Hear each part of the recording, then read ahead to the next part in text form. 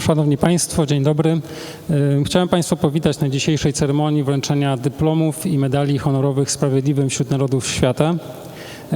Pragnę Państwa powitać w imieniu organizatorów, czyli Muzeum w Gliwicach oraz Ambasady Izraela. Jesteśmy dzisiaj w Domu Pamięci Żydów Górnośląskich. Spotykamy się w wyjątkowych okolicznościach, więc chciałbym poprosić Państwa o to, abyśmy podczas uroczystości, podczas przebywania w domu zasłaniali swoje twarze i usta i starali się zachować dystans między sobą. Chciałbym powitać szczególnie rodziny naszych dzisiejszych bohaterów, czyli członków rodziny odznaczonych z tytułem Sprawiedliwych wśród Narodów Świata.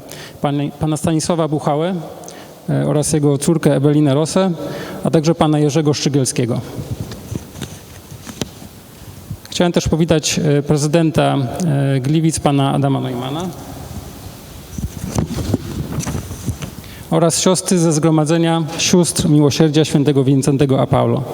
I dziękuję Państwu wszystkim za przybycie na dzisiejszą uroczystość. Chciałem teraz poprosić o zabranie głosu pana Grzegorza Krawczyka, dyrektora Muzeum w Gliwicach, gospodarza dzisiejszej uroczystości.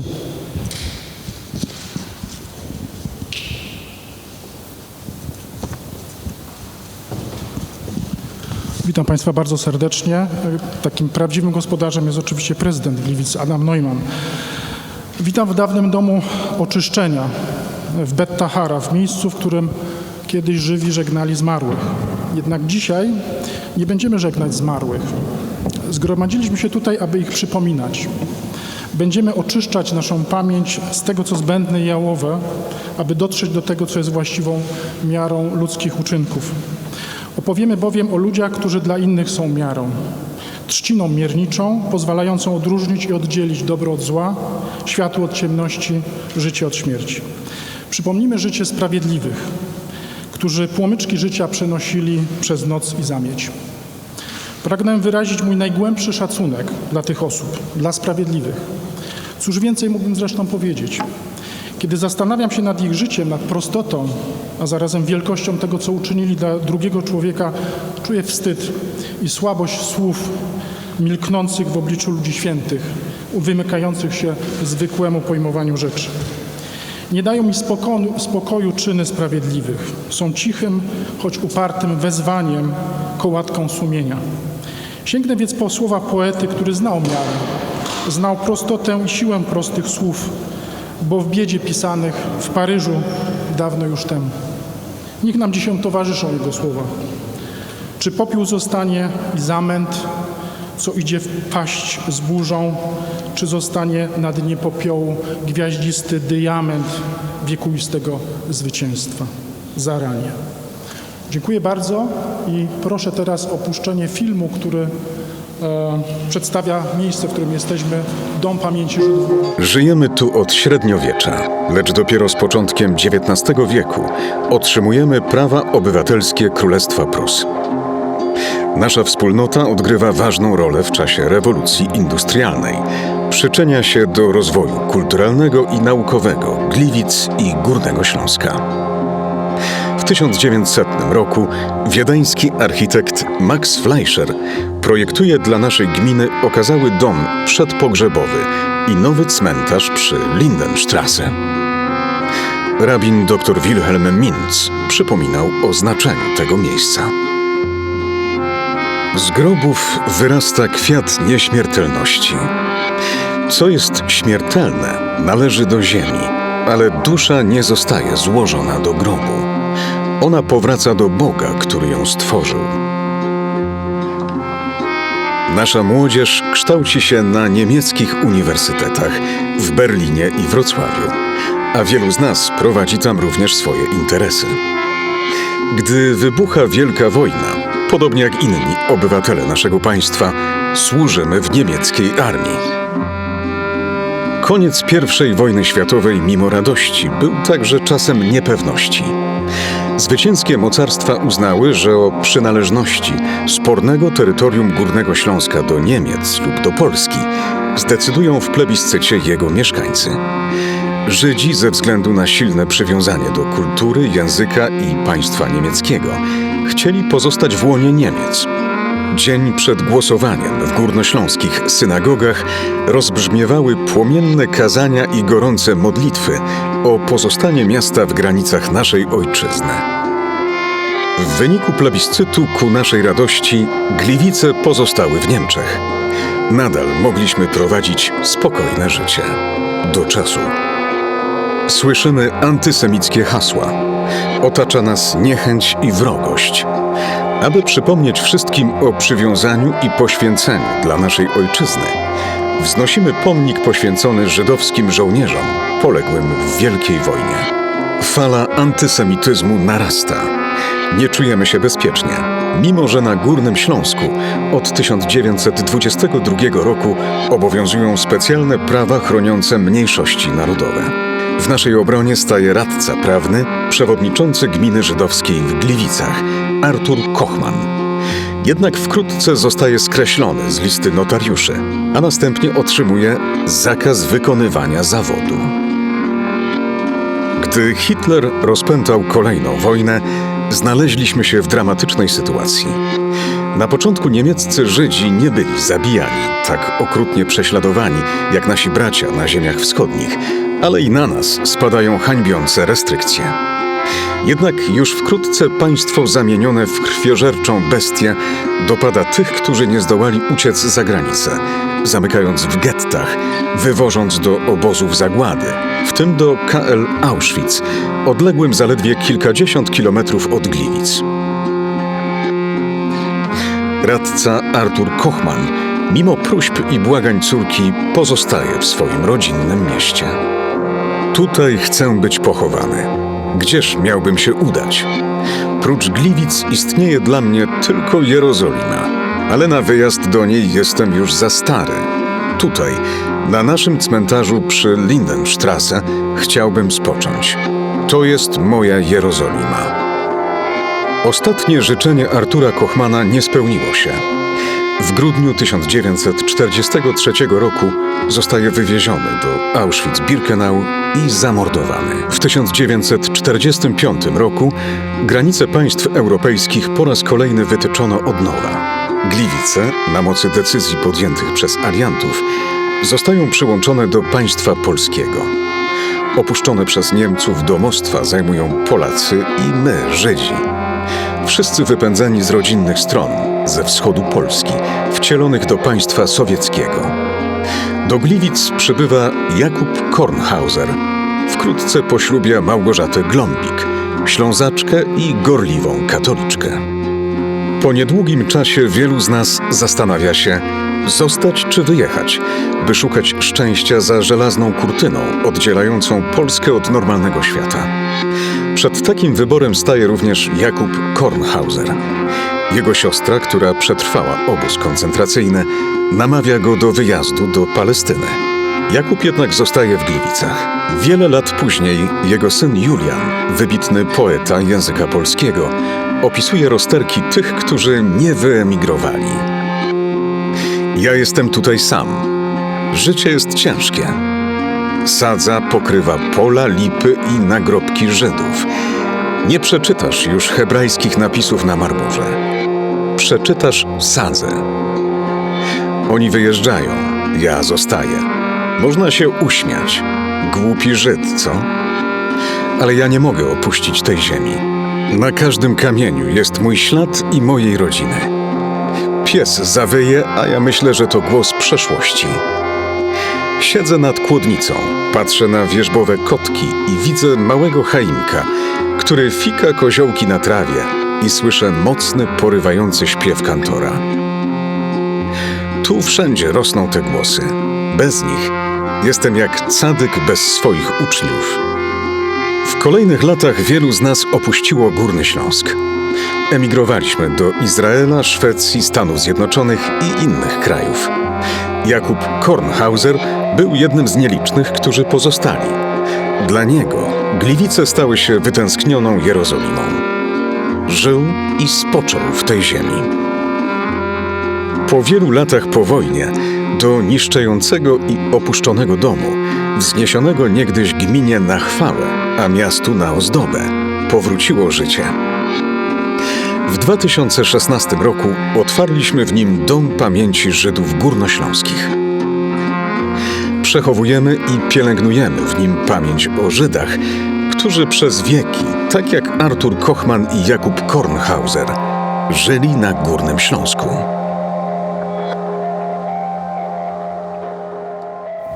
Dziękuję bardzo. Chciałem poprosić o zabranie głosu prezydenta Gliwic, pana Adama Neumana.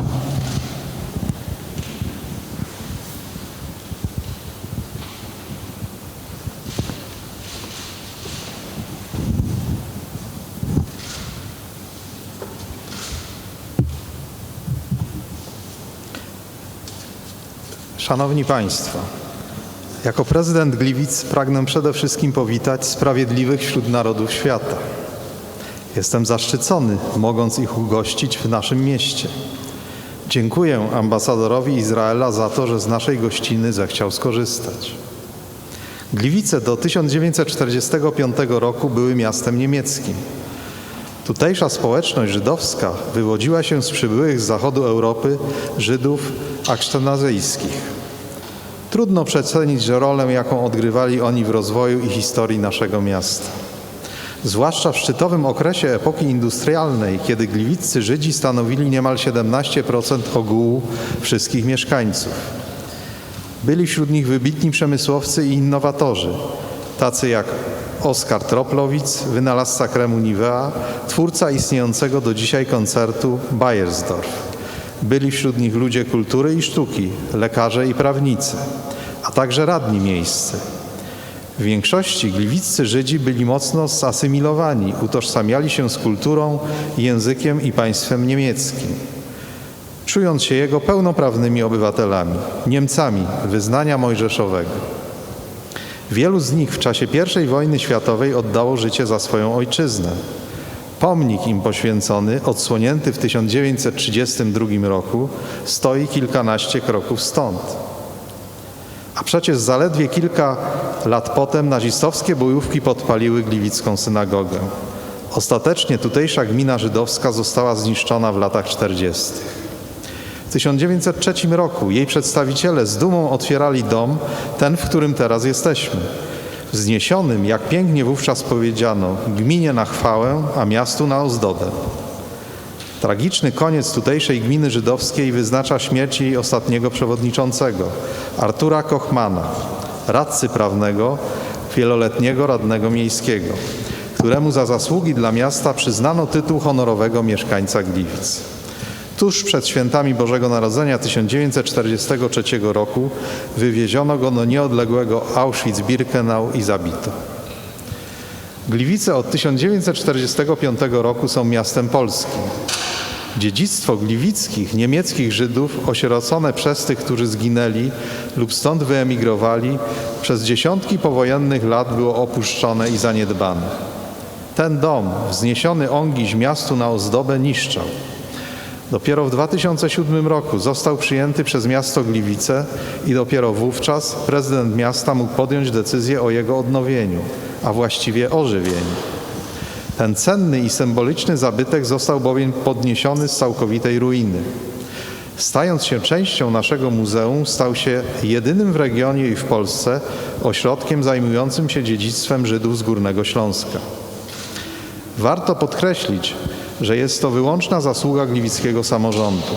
Wszystkie prace konserwatorskie, projektowe, budowlane, a także muzealne i badawcze zostały sfinansowane z budżetu naszego miasta. Mówię o tym dlatego, że apele i prośby gliwickiego samorządu o finansowe wsparcie tego wielkiego przedsięwzięcia, które kierowaliśmy do rozmaitych ośrodków i instytucji w kraju i za granicą, spełzły na niczym. Miasto Gliwice dopięło jednak swego, ożywiło to miejsce, tworząc w nim ośrodek, który był potrzebny nie tylko dla Gliwic, ale przede wszystkim dla całego regionu, o którego powstanie zabiegało bardzo wiele osób na przestrzeni ostatnich lat. W Domu Pamięci Żydów Górnośląskich prowadzona jest teraz edukacja historyczna i kulturalna. Zorganizowana jest mądra, stała ekspozycja muzealna, wydawane są książki, prowadzone badania archiwalne. Dom jest kustoszem pamięci o tych, których dziedzictwu groziła niepamięć. Dom jest znowu ozdobą naszego miasta. Dziękuję.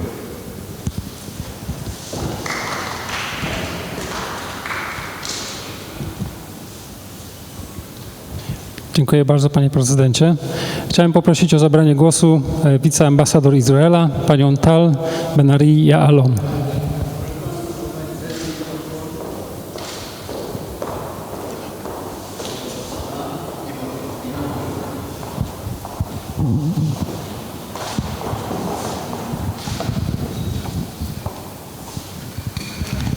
Szanowni Państwo, I have to relate to what you just said, Mayor. As a descendant of Jews that came from this area, not from Gliwice, but from the neighborhood, I'm very moved by everything you've done here. So thank you. Szanowni Państwo, niestety nie słyszę bardzo dokładnie tego, co pani wiceambasador mówi, ale mam nadzieję, że uda mi się poprosić o powtórkę. Could you please repeat the first part, because I didn't hear anything, I was behind you. I just said that I'm very honored to be here and I'm very grateful, Mayor, for everything you've done here. As a descendant of Jews that came from this area.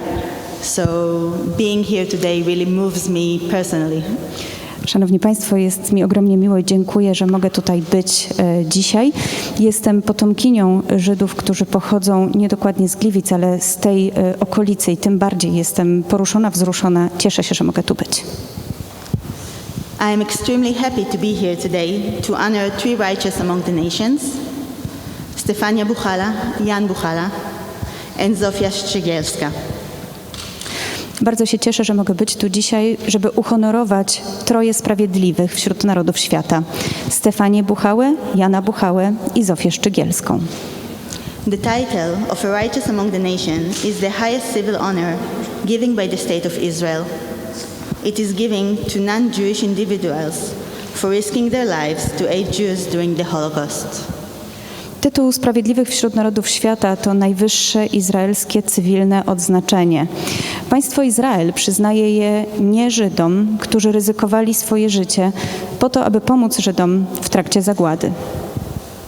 Looking at the stories of the righteous we are honoring today and of those we've honored in the past, no obvious similarities arise. The only thing they all had in common is that they protected their Jewish neighbors at a time when hostility and indifference prevailed. Kiedy patrzymy na historię sprawiedliwych, których dzisiaj będziemy honorować, i tych, którzy zostali uhonorowani w przeszłości, nie widać wyraźnych podobieństw. Jedyne, co wszystkie mają wspólne, to to, że ochronili swoich żydowskich sąsiadów w czasach, kiedy wrogość i obojętność były górą.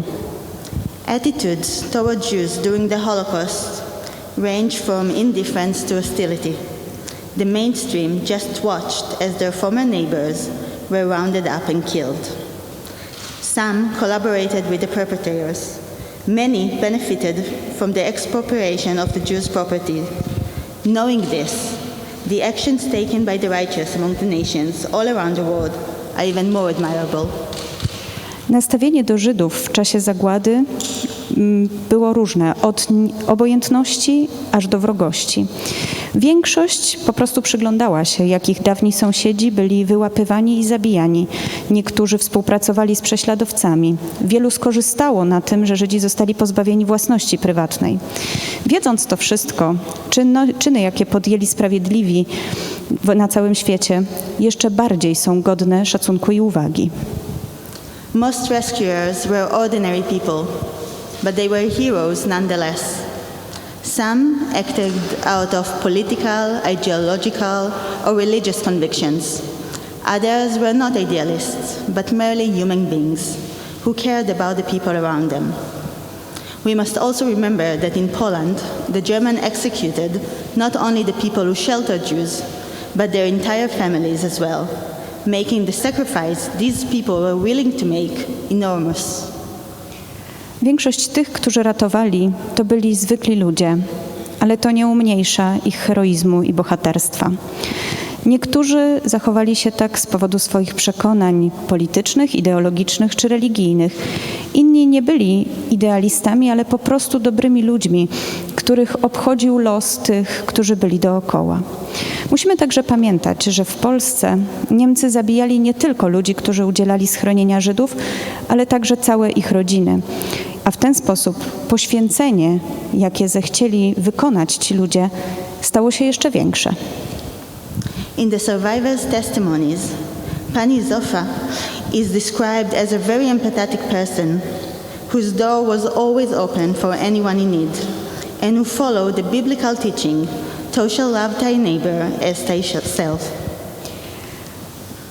W opowieściach tych, którzy przeżyli, pani Zofia Szczygielska jest opisywana jako niezwykle empatyczna osoba, której drzwi zawsze były otwarte dla potrzebujących i która kierowała się biblijną zasadą, aby kochać bliźniego swego jak siebie samego.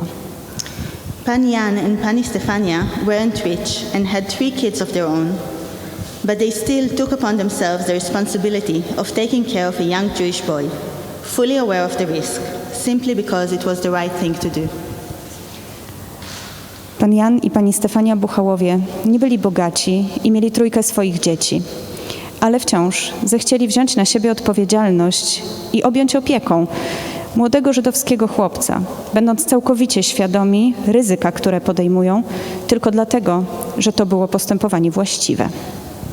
It is our duty to honor these incredible people, to tell their stories and inspire others to be like them, kind, caring, moral, good human beings. In our actions, we have to prove ourselves worthy of the risk and sacrifice they took to save complete strangers. We should follow in their footsteps and help others, inflicting no harm on those weaker than us, on those in need. Naszym obowiązkiem jest uhonorować tych niezwykłych ludzi. Jest opowiedzieć ich historię i inspirować innych do tego, żeby byli tacy jak oni. Dobrzy, troskliwi, moralni, żeby byli dobrymi ludźmi. Naszymi czynami musimy udowadniać, że jesteśmy warci tego ryzyka, tego poświęcenia, które oni położyli na szali po to, żeby uratować ludzi kompletnie obcych. Powinniśmy ich naśladować, pomagać innym, nie krzywdzić słabszych i tych w potrzebie. If there's one lesson I would like us all to take from their heroic acts, it is to always follow our conscience. I believe deep down in our hearts we know all people should be treated fairly, should be careful and protected from harm, regardless of their gender, religion, skin color or orientation. Let's try and be better people. It's the least we can do in their honor. Jest jedna lekcja, którą chciałabym, żebyśmy wszyscy wyciągnęli z ich heroicznych czynów. I to takie zadanie, abyśmy zawsze szli za swoim sumieniem. Głęboko w sercu wierzę, że my wszyscy wiemy, że wszyscy ludzie powinni być traktowani sprawiedliwie. O wszystkich powinniśmy dbać i wszystkich chronić przed krzywdą, niezależnie od ich płci, religii, koloru skóry czy orientacji. Spróbujmy, postarajmy się być lepszymi ludźmi. To możemy przecież zrobić. To minimum tego, co powinniśmy zrobić. Dziękuję. Dziękuję bardzo.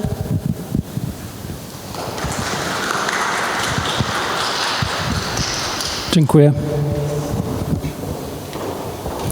Szanowni Państwo, tytuł Sprawiedliwy wśród Narodów Świata to najwyższe rangą izraelskie odznaczenie cywilne. To wyjątkowe odznaczenie przyznawane jest przez Jerozolimski Instytut Męczenników i Bohaterów Holokaustu Yad Vashem za zasługi osobom i rodzinom, które z narażeniem własnego życia i życia swoich bliskich ratowały Żydów z zagłady podczas II wojny światowej. Ludzie uznani za sprawiedliwych wśród narodów świata otrzymują specjalnie wybity medal z ich nazwiskiem, dyplom oraz przywilej uwiecznienia ich nazwisk na ścianie honoru w Ogrodzie Sprawiedliwych w Instytucie Yad Vashem w Jerozolimie.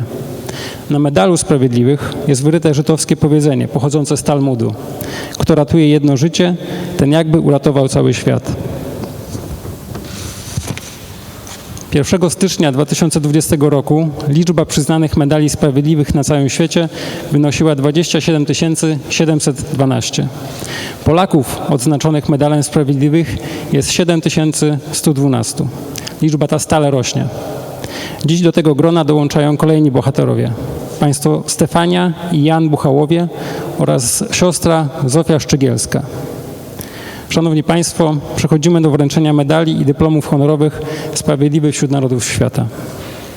Pierwszymi odznaczonymi dziś bohaterami są Stefania i Jan Buchałowie, którzy uratowali z zagłady Romana Polańskiego.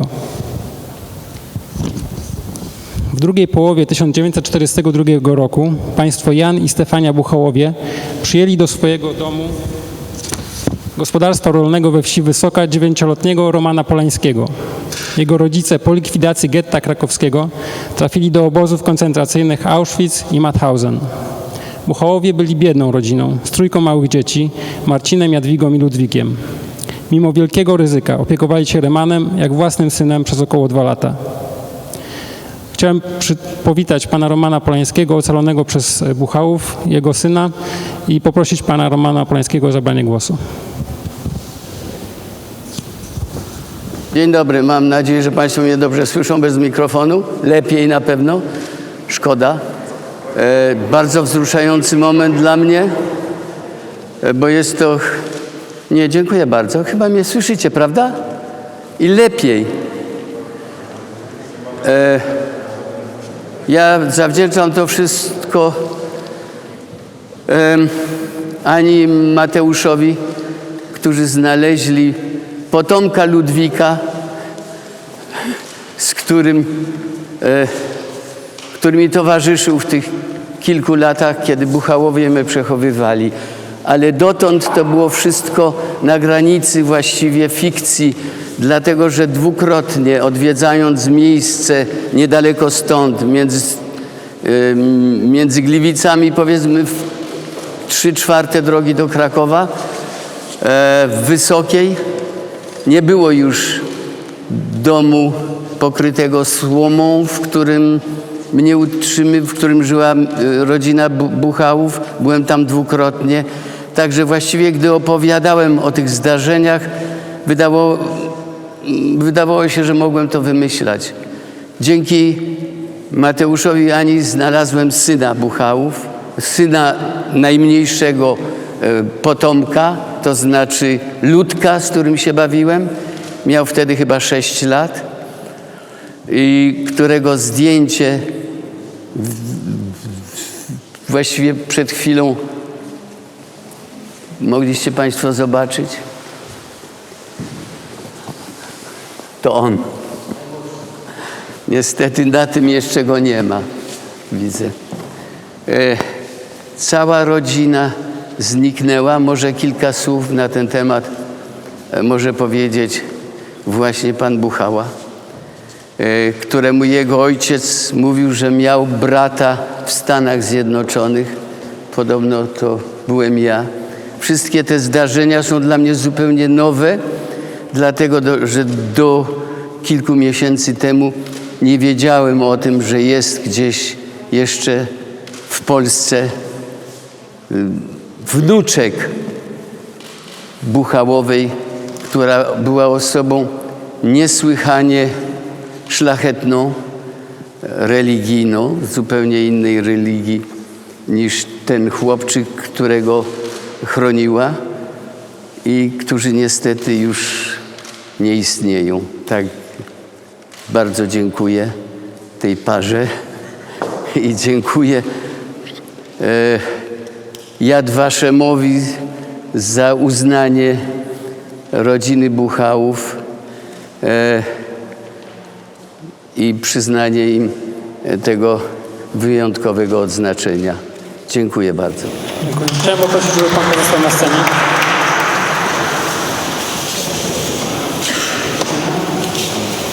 Chciałem pana poprosić na scenę. Chciałem poprosić też o podejście na scenę pana Stanisława Buchałę, który w imieniu swoich dziadków, świętej pamięci Stefanii i Jana Buchałów, odbierze medal i dyplom honorowy Sprawiedliwy wśród Narodów Świata.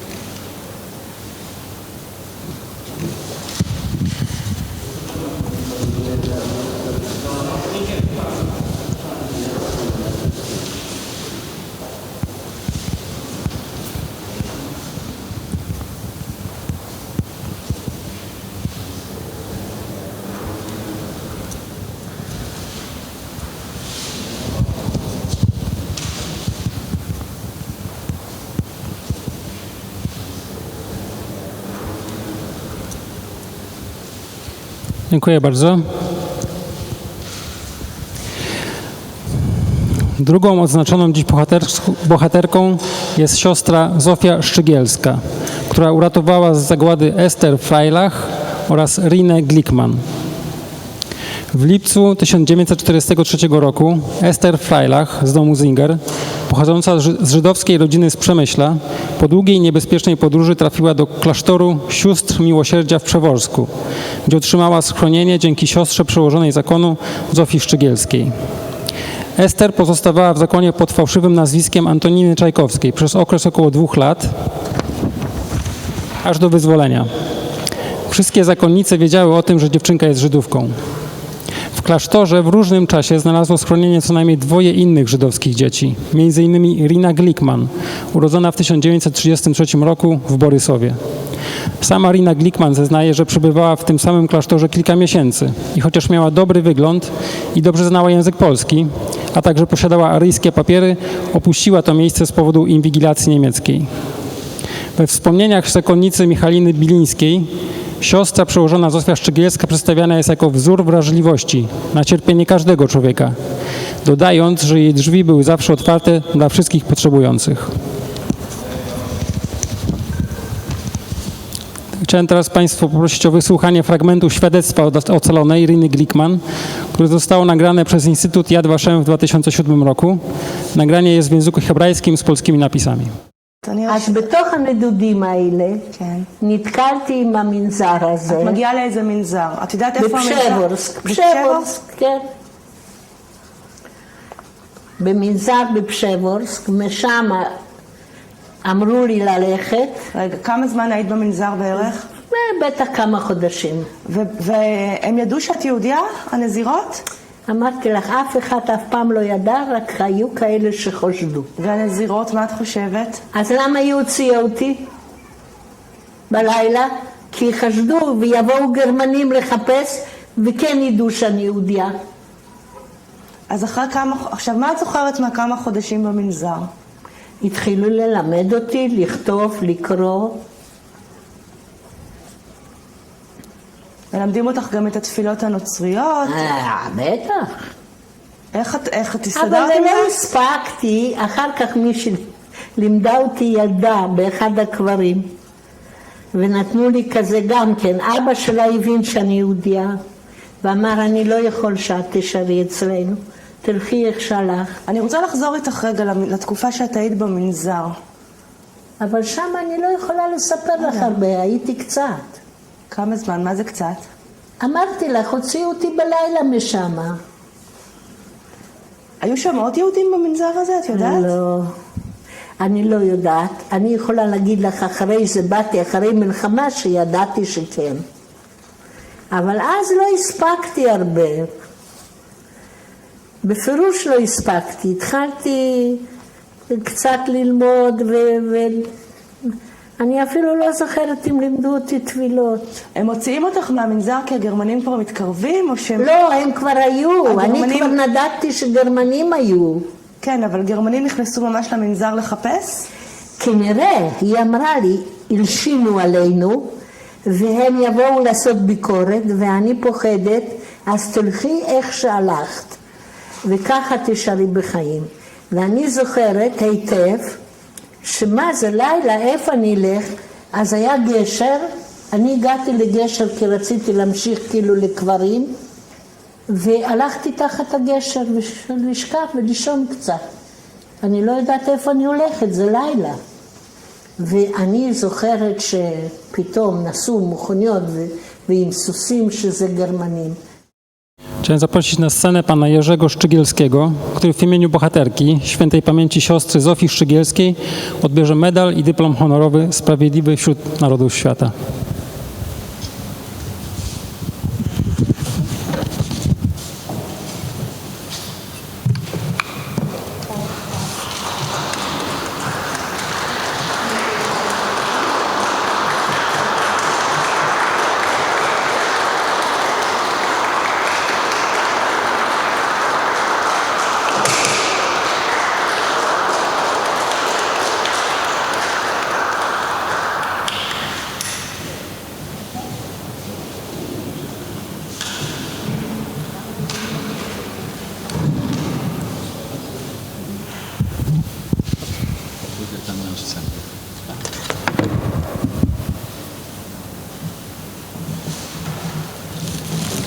Dzień dobry Państwu.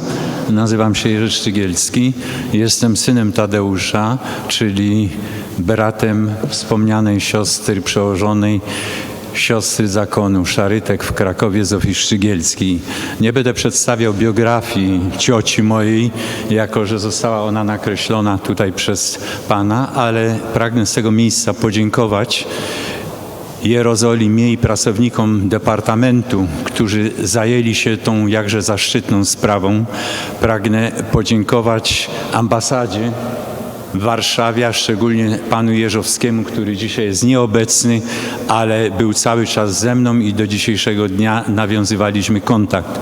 Pragnę moje podziękowanie skierować do ojca benedyktyna Wacława Michniewicza, który w Krakowie, w Przeworsku i w Rzeszowie tą sprawę naświetlał i pilotował. Osobne podziękowanie kieruję do obecnej tu siostry Sabiny Zelek ze Zgromadzenia Sióstr w Krakowie, która także dużo wniosła wysiłku, trudu, aby siostrę Sztygielską, czyli moją ciocię, uhonorować. I jeszcze ostatnie podziękowanie kieruję do siostry Moniki, która nakreśliła mi tą sprawę całą jakże zaszczytną rok temu, 2 listopada 2019 roku na cmentarzu Rakowickim w Krakowie, kiedy odwiedzając grób cioci dowiedziałem się o całym toku postępowania. Dziękuję wszystkim za udział, życzę dużo zdrowia, pomyślności. Sądzę, że zwalczymy wszyscy koronę i w dalszym ciągu będziemy żyć w zdrowiu i zadowoleniu. Dziękuję. Dziękujemy bardzo.